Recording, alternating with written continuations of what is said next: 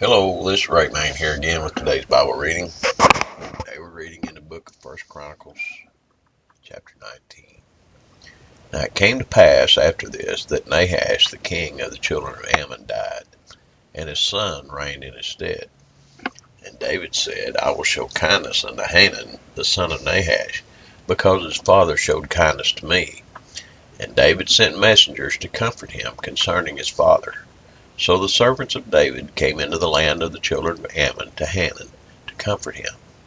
But the princes of the children of Ammon said to Hanun, Thinkest thou that David doth honor thy father, that he hath sent comforters unto thee? Are not his servants come unto thee for to search and to overthrow and to spy out the land? Wherefore Hanun took David's servants and shaved them and cut off their garments in the midst, hard by their buttocks, and sent them away. Then there went certain and told David how the men were served, and he sent to meet them, for the men were greatly ashamed. And the king said, Tarry at Jericho until your beards be grown, and then return. And when the children of Ammon saw that they had made themselves odious to David, Hanun and the children of Ammon spent 1,000 talents of silver to hire them chariots and horsemen out of Mesopotamia, and out of Syria-Maachah, and out of Zobah. So they hired 30 and 2,000 chariots, and the king of Maachah and his people, who came and pitched before Medeba. And the children of Ammon gathered themselves together from their cities and came to battle. And when David heard of it, he sent Joab and all the host of the mighty men. And the children of Ammon came out and put the battle in array before the gate of the city, and the kings that were come out were by themselves in the field. Now when Joab saw that the battle was set against him before and behind, he chose out of all the choice of Israel, and put them in array against the Syrians. And the rest of the people he delivered into the hand of Abishai his brother, and they set themselves in array against the children of Ammon. And he said, If the Syrians be too strong for me, then thou shalt help me. But if the children of Ammon be too strong for thee, then I will help thee.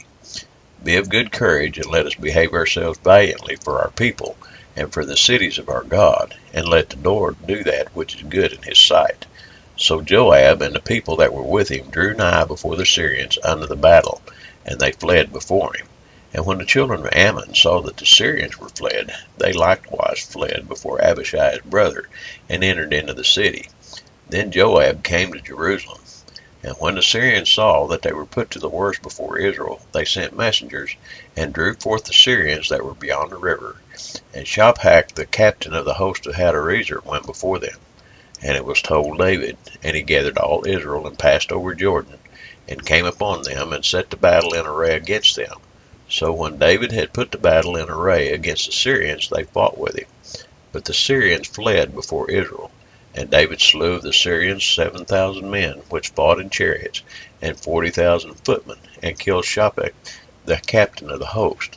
And when the servants of Hadarezer saw that they were put to the worse before Israel, they made peace with David, and became his servants. Neither would the Syrians help the children of Ammon any more. Well, that lets you know that the Syrians, Israel's had trouble with the Syrians for thousands of years. Do you know that? These other folks, the one thing that we forget today, we tend to forget.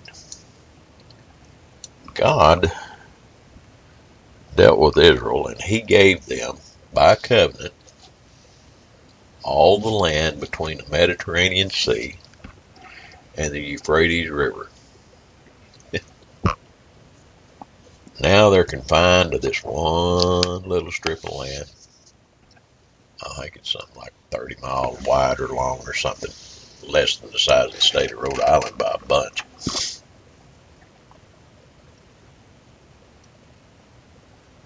All the way to Euphrates River. The Euphrates River runs down the center of Iraq. So on this side of that, you've got Jordan, you've got Syria, you've got Lebanon, you've got the Sinai, plus everything that's Israel of today. This was given to Israel. And the people today, all of those people that they were fighting then, They're fighting now. Same folks. They've been fighting for 1,000 years. I want to tell you something. At some point, God's going to say enough. He's going to draw all these folks into a trap, and they're all going to be dead. We keep reading about all these thousands of people that's getting killed here, and all these little wars that Israel has back here where we're reading now. But that's not going to be anything compared to that final battle. Just remember that. We may or may not see it, but it is coming. Just because I don't see it don't mean it's not coming. So, Lord help Israel. The Bible says to pray for the peace of Israel. Pray for the peace of Jerusalem. So we need to do that. Anyhow, that's the reading for today. God bless you.